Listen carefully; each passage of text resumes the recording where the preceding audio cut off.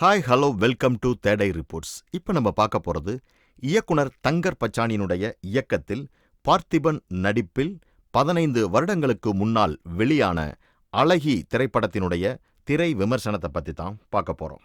வட தமிழகத்தின் வாழ்வியலை சரிவர வெளிச்சம் போட்டு காட்டியது இயக்குனர் தங்கர் பச்சான் மட்டும்தான். அதன்படி அவரது இயக்கத்தில் முதல் காதலின் அழகையும் கண்ணியம் சற்றும் குறையாமல் சித்தரித்த அழகி திரைப்படம் வெளிவந்து இன்றோடு 15 வருடங்களாகின்றது. அந்த திரைப்படத்தினுடைய சிறப்பு அம்சங்கள் குறித்து இங்கு நாம் விவரிக்கலாம். அழகி இங்கு நிறைய பேரை பாதித்த திரைப்படம். மயிலிறகை கொண்டு கைகளில் வருடுவது போன்ற மென்மையான கதை, அரியா பருவத்தில் தெரியாமலேயே நம் மனதுக்குள் குடிகொண்டு விடுகின்ற காதலும் காலகாலத்திற்கும் அது பண்ணுகின்ற அவஸ்தைகளும் தான் இந்த அழகியினுடைய ஒன்லைனர். பொதுவாக பெண்கள்தான் திரையில் துர்க்கமான காட்சிகள் வந்தால் உடனே தாமும் கண்ணீர் விட்டு அழத் தொடங்கி விடுவார்கள். காரணம் எதுவாக இருக்கலாம். கதையோடு ஒன்றிப் போவதிலிருந்து அவர்களுக்கு ஏற்பட்ட மனத்தழும்புகள் வரை அதற்கு காரணம் சொல்லலாம். ஆனால் இந்த அழகி காதலின் வலியை உணராத மற்றும் காதலிக்காதவர்களை கூட கலங்க வைத்தது. காதலித்தவர்களையும் காதலிக்கப்பட்டவர்களையும் நட்பை உயிராய் நினைத்தவர்களையும் இந்த திரைப்படம் வெகுவாகவே பாதித்தது என்றே நாம் சொல்ல முடியும். பார்த்திபன் அதுவரை தான் பணியாற்றிய அத்தனை படங்களின் தாக்கங்களிலிருந்தும் மறைத்துவிட்டு ஒரு புதிய பார்த்திபனாக அழகியில் பிறந்தார்.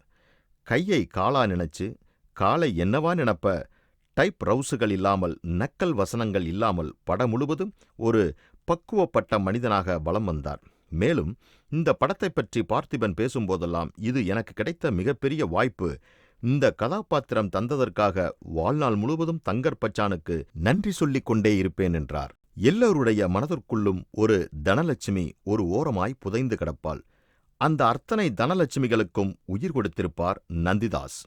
வாழ்வில் அடுத்தடுத்து நிகழும் அத்தனை வழிகளையும் தாங்கிக் கொண்டு மகனுக்காக வாழ்வை கடத்தும் இளம் கைம்பெண்ணாக, கூலித் தொழிலாளியாக, வீட்டு வேலைக்காரியாக தனது 200% உழைப்பை கொட்டியிருக்கின்றார் நந்திதாஸ். தனலட்சுமி கதாபாத்திரம் படம் முடிந்த பிறகும் பல இரவுகள் பார்த்தவர்களினுடைய மனதை விட்டு இறங்க மறுத்ததே நந்திதாஸினுடைய நடிப்பிற்கு கிடைத்த மிகப்பெரிய பரிசாக கருதலாம். கணவனை நேசிக்கும் மனைவிக்குரிய இயல்பான பொசிசிவ்னஸ், அதனால் வரும் சந்தேகம் என அவற்றையெல்லாம் மிக இயல்பாக வெளிப்படுத்தியிருக்கிறார் தேவயானி. அழகி படம் முழுக்க முழுக்க இளையராஜாவினுடைய ராஜ்யம்தான். படம் வந்த சமயத்தில் ஒளியிலே தெரிவது தேவதையா மற்றும் பாட்டுச் சொல்லி பாடல்களை பார்த்து பரவசமடைந்தனர் காதலர்கள். உன் குத்தம்மா என் குத்தம்மா பாடலைக் கண்டு கண்ணீர் மல்க வருந்திய உள்ளங்கள் ஏராளம். இந்த படத்தின் பிரம்மாண்ட வெற்றிக்கு பின்னணி இசையும் ஒரு மிகப்பெரிய காரணமாகும். இன்னும் கூட டமக்கு டமக்கு டம் பாடலை காண்பவர்கள், ச்சே இதெல்லாம் என்ன வாழ்க்கை, நாமெல்லாம் சின்ன குழந்தையாவே கூட இருந்திருக்கலாம் என்று ஏங்கி பெருமூச்சு விடுவது தவிர்க்க முடியாத ஒன்றாகும்.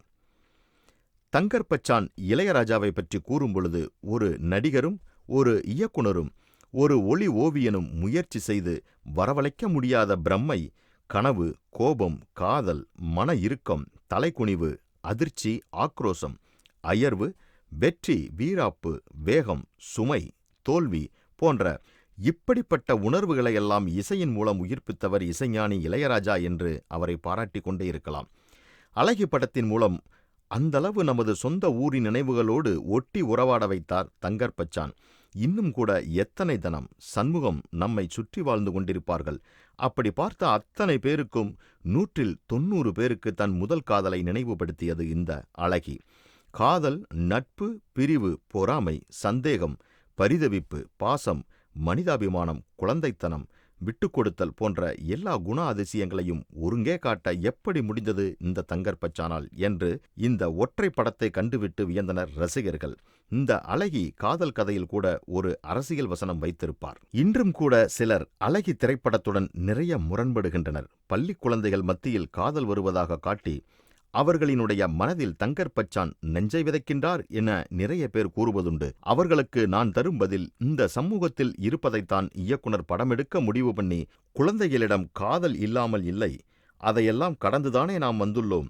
அப்படி அந்த சின்னஞ்சிறு உள்ளங்களினுடைய அன்பை காண்பித்தாலே தவறு என்றால் இந்த சமூகத்தில் யதார்த்த சினிமாவும் இருக்காது, இலக்கியங்களும் இருக்காது என்றே கூறுவார் தங்கர் பச்சான். தன்னுடைய நிலப்பகுதியில் நடக்கும் சமூக அவலங்கள் நிச்சயம் ஒரு படைப்பாளியை தொந்தரவு செய்யும்.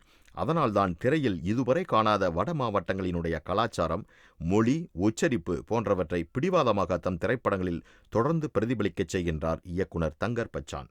இந்த மாதிரி சினிமா செய்திகளை உடனுக்குடன் தெரிந்து கொள்ள தி தேர்ட் ஐ ரிப்போர்ட்ஸை பாருங்க, கமெண்ட் பண்ணுங்க, லைக் பண்ணுங்க, சப்ஸ்கிரைப் பண்ணுங்க, ஷேர் பண்ணுங்க.